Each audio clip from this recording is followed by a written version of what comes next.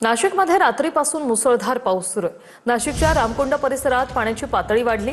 दुतोंड्या मारुतीच्या कमरेपर्यंत पुराचं पाणी आलं। गोदाघाट परिसरातील अनेक छोटे मोठे मंदिर यामुळे पाण्याखाली गेलेत।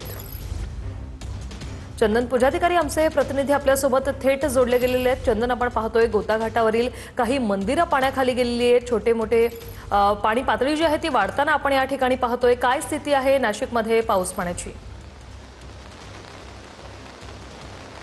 खरं तर काल रात्रीपासून पावसाची संततधार नाशिकमध्ये सुरू आहे आणि या पावसामुळे आता गोदाघाट परिसरात देखील पूरसदृश्य परिस्थिती निर्माण झालेली आहे। दुतोंड्या मारुती जो आहे, जो या संपूर्ण पाण्याच्या पातळीचं मापक समजला जातो, त्या दुतोंड्या मारुतीच्या जवळपास कमरेपर्यंत आता पुराचं पाणी जे आहे ते या ठिकाणी पोचायला लागलेलं आहे। एवढंच नाही तर रामकुंड परिसरामध्ये जे छोटे मोठे मंदिरं आहेत ते देखील आता पाण्याखाली गेल्याचं बघायला मिळतंय। या परिसरामध्ये जे धार्मिक विधी केले जातात त्या तात्पुरत्या शेडमध्ये देखील पाणी शिरलेलं आहे। त्याच्यामुळे हे सगळे जे इथले पुरोहित आहेत, जे पिढ्यानपिढ्या या ठिकाणी पौरोहित्य करतात, धार्मिक विधी करतात, त्यांना आता गोदावरीच्या काठावर येऊन हे सगळे धार्मिक विधी करावे लागत आहेत।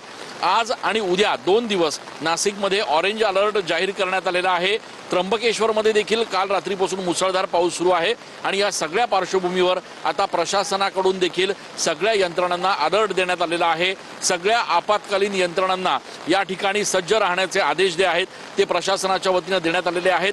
नाशिकच्या गंगापूर धरणातनं सध्या मितीला जवळपास 490 क्युसेक्स एवढा पाण्याचा विसर्ग जो आहे तो करण्यात आलेला आहे। मात्र आपण या ठिकाणी बघू शकतो की गोदाघाट परिसरात आपत्कालीन परिस्थिती निर्माण होऊ नये यासाठी अग्निशमन दलाच्या गाड्या देखील या ठिकाणी तैनात करण्यात आलेल्या आहेत।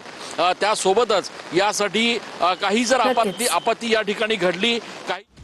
धन्यवाद तुम्ही दिलेल्या या माहितीसाठी।